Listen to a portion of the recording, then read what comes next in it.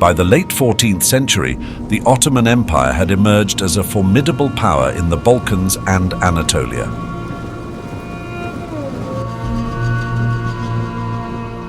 After the Battle of Kosovo in 1389, the Ottomans had conquered most of the Balkans and had reduced the Byzantine Empire to the area immediately surrounding Constantinople.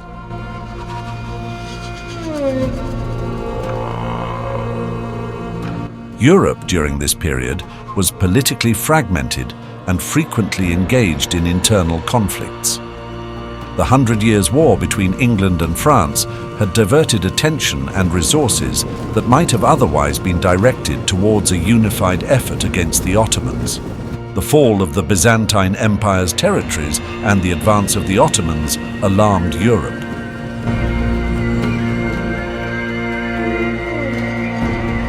Pope Boniface IX, seeking to revive the crusading spirit, called for a new crusade in 1394. This appeal was championed by King Sigismund of Hungary, who was directly threatened by Ottoman incursions. In August, Sigismund's delegation arrived in the court of Paris to paint a description of how supposedly 40,000 Turks were marching on Christian lands. They begged on Sigismund of Hungary's behalf for help. King Charles VI of France, having secured peace with England through the marriage of his daughter, replied that it was his responsibility to protect Christianity and punish the Sultan of the Ottoman Empire, Sultan Bayezid. French nobility responded enthusiastically to the declaration, along with other nobles from various parts of Europe. Once all the Crusader forces had gathered, King Sigismund of Hungary was delighted at the sight of the large army gathered around him in Buda. Knights and soldiers from all over Europe had come, and the army totaled some 20,000 men. The French army was led by Charles the Fearless. The French component also included many high-ranking nobles and knights from Burgundy. The Hungarian army was led by King Sigismund of Hungary, who also served as the overall commander of the Crusader forces. The Burgundian forces were led by Philip II, Duke of Burgundy, who played a significant role in organizing and supporting the crusade. There were also German troops, who were led by various German nobles and princes. The German force also included knights and troops from the Holy Roman Empire. The Knights Hospitaller also turned up, led by the Grand Master of the Order. There were smaller groups of knights and soldiers from various regions, such as Italy, Poland, and Wallachia, led by their respective local leaders and nobles. King Sigismund was happy so many had come and was confident of victory. The strength of the Ottoman forces is also estimated at 20,000 men. The Ottoman force also included 1,500 Serbian heavy cavalry knights under the command of Prince Stefan Lazarevic, who was Sultan Bayezid's brother-in-law. The crusade set forth from Dijon on 30th of April 1396. The Crusaders marched along the Danube River with the aim of expelling the Turks from the Balkans and then go to the aid of Constantinople. They would then march through Turkey and Syria to liberate Palestine and the Holy Sepulchre before returning in triumph to Europe by sea. Their first target was Vidin, previously the capital of Western Bulgaria and then under Turkish control. The ruler of Vidin, Ivan Sratsimir of Bulgaria, having no desire to fight for his Turkish conquerors against an overwhelming force of Crusaders, promptly surrendered. The only bloodshed was the execution of Turkish officers in the defending garrison. This incident convinced the French that Turks were incapable of challenging the Crusaders in the field, and so the Crusaders became overconfident. The next target was Oryahovo. This was a strong fortress located 75 miles from Vidin. Frustrated by the lack of opportunity to show their bravery in deeds of arms, the French carried out a forced march at night to reach the castle before their allies. They arrived in the morning just as the Turkish forces had come out to destroy the bridge across the moat. the French attacked.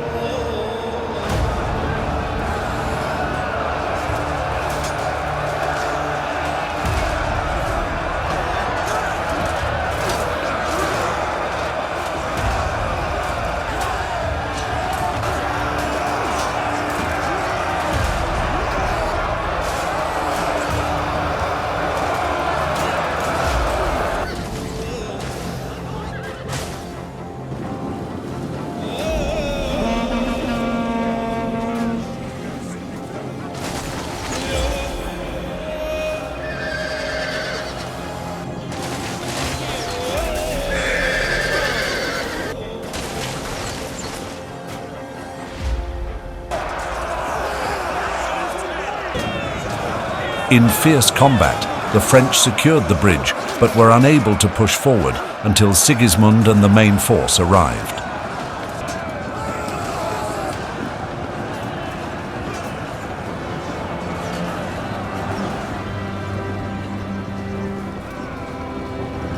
Later that day, the other Crusaders arrived, and the forces combined and managed to reach the walls of Oryahovo. The next morning, the inhabitants of Oryahovo agreed to surrender to Sigismund on the assurance that their lives and property would be spared. The French broke Sigismund's agreement, pillaging and massacring the town after the gates were open.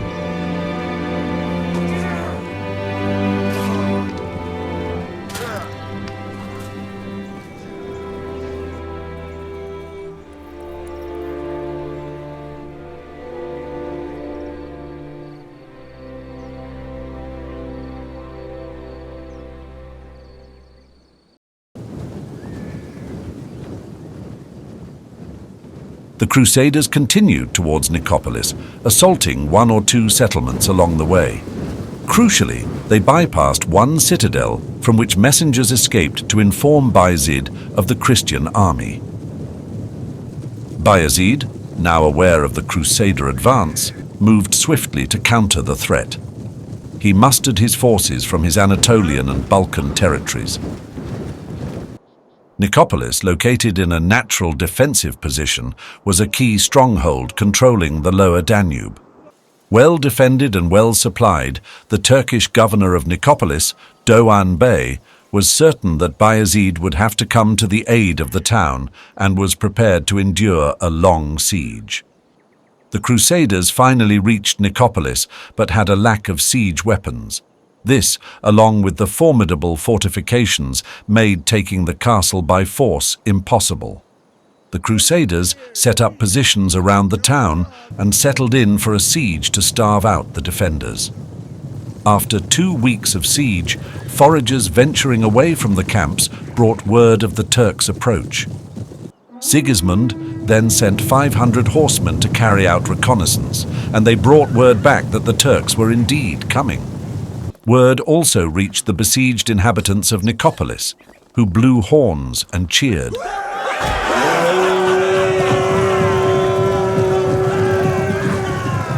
However, Marshal Boucicaut claimed the noise of their celebration was a ruse, as he believed that the Sultan would never attack.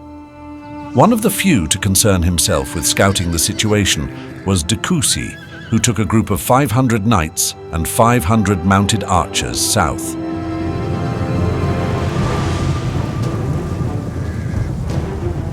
Learning of a large group of Turks approaching through a nearby pass, he separated 200 horsemen to carry out a feint retreat, drawing the pursuing Turks into an ambush.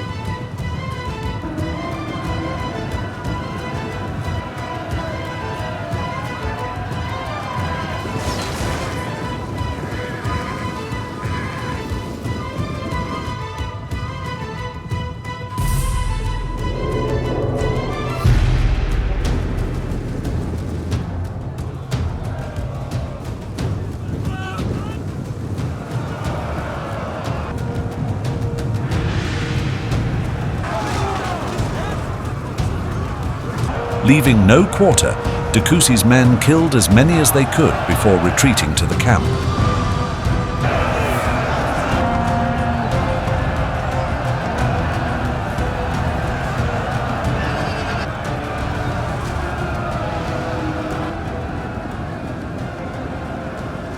Once Coucy and his men returned to the camp, Sigismund called a war council.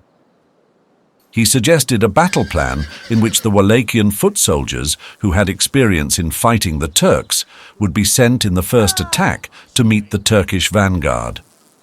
The French knight, Philippe II, denounced the proposal as demeaning to the knights, who would be forced to follow peasant footmen into battle. He reportedly stated, "To take up the rear is to dishonor us and expose us to the contempt of all." There was initially a disagreement between the French generals, with some wanting to take the advice of Sigismund and others wanting to take the advice of II. But in the end, the French decided to listen to II and advance. With the French set on a charge, Sigismund left to make a battle plan for his own forces. At daybreak the next day, knowing that the Ottomans were coming, the Crusaders began to organize themselves under the banners of their leaders. The French knights, accompanied by their mounted archers, rode out to meet the Turks. The Knights Hospitaller, Germans and other allies stayed with the Hungarian forces under Sigismund. The French knights charged.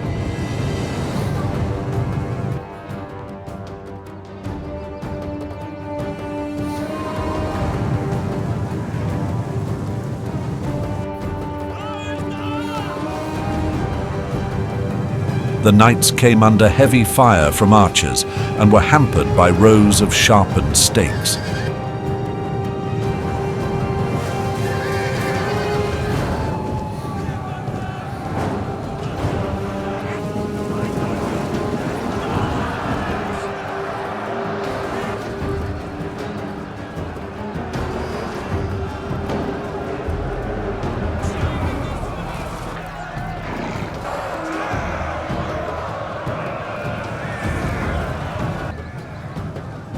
They crushed the untrained conscripts in the Turkish front line and advanced into the lines of trained infantry.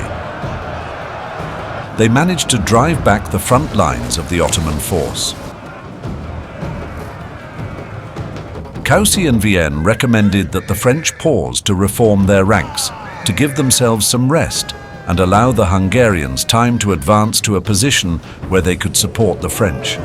However, they were overruled by the younger knights, who, having no idea of the size of the Turkish force, believed that they had just defeated Bayezid's entire army and insisted on pursuit. The French knights continued the pursuit. More than half were dismounted by this point, due to many horses being killed by arrows or stakes. Struggling in their heavy armor, they reached the plateau on the top of the slope where they had expected to find fleeing Turkish forces, but instead found themselves facing a fresh corps of Ottoman troops whom Bayezid had kept in reserve.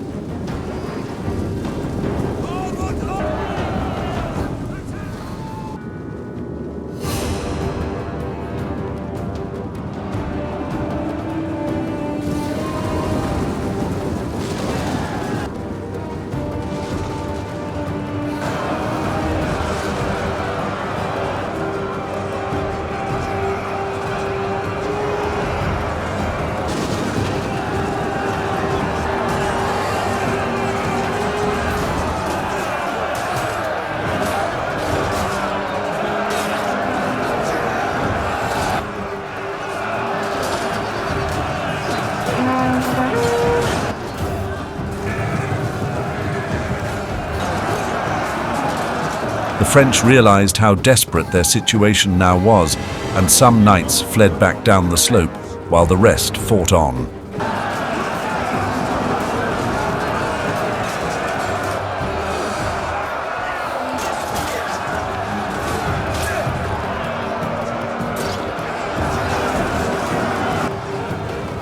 While the French were almost surrounded on the hill, the main Crusader army under the command of Sigismund finally caught up. Seeing this, the Ottomans sent troops to deal with this threat, and so they could maintain their advantageous position around the French force.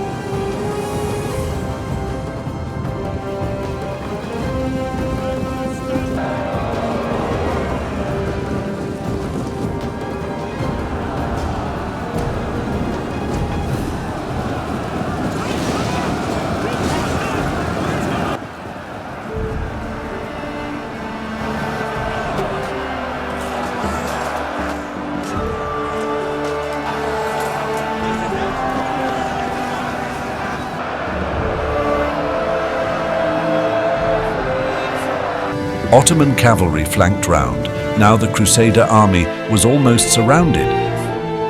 Wallachian and Transylvanian cavalry were then sent to deal with the Ottoman cavalry that had managed to reach the rear of the Crusader army.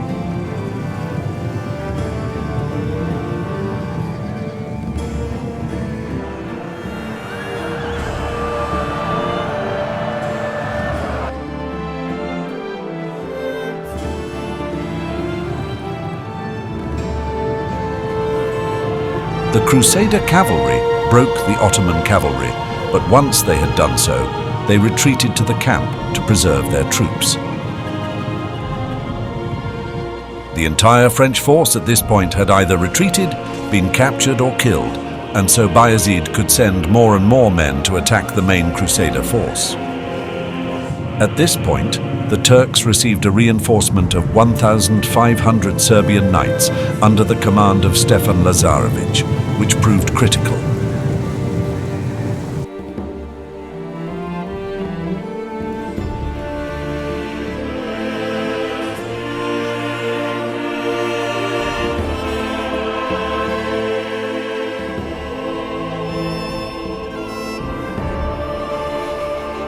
Sigismund's force was overwhelmed. Sigismund retreated back to the main camp, and the rest of the Crusader force was either killed or captured.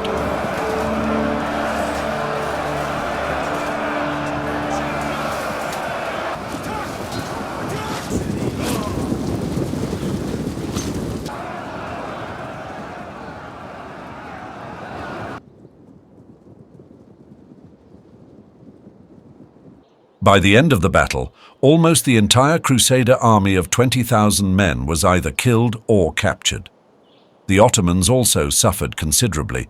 The number is uncertain, but it was certainly in the thousands.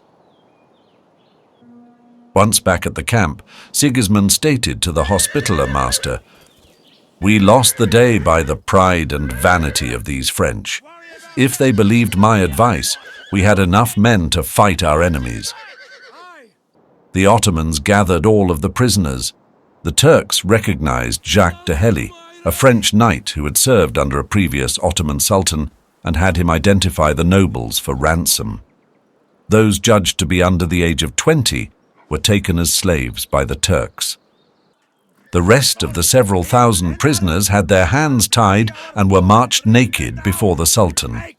A group of executioners proceeded to kill every prisoner, either by decapitation or by severing their limbs from the body. The rest of the noble captives were forced to stand beside Bayezid and watch the executions. The killing continued from early morning until late afternoon, at which point Bayezid, either himself sickened by the bloodshed or convinced by his ministers that he was unnecessarily enraging Christendom against him, called off the executioners. Of those who fled the battlefield, few survived. Most drowned trying to escape back over the Danube, and those Crusaders who made it across were reduced to wandering through the woods in rags, and many of the starved survivors died along the way. The remaining prisoners who had not been executed were forced to march the 350-mile length to Gallipoli. The 9th of January was declared a day of mourning throughout France.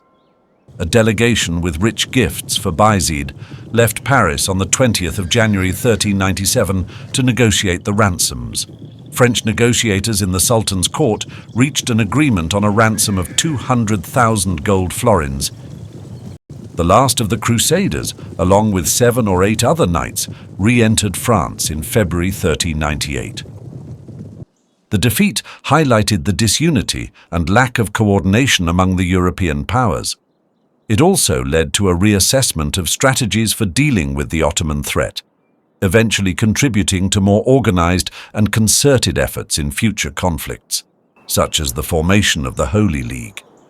The Ottoman victory at Nicopolis maintained their pressure on Constantinople, tightened their control over the Balkans, and became a greater threat to Central Europe.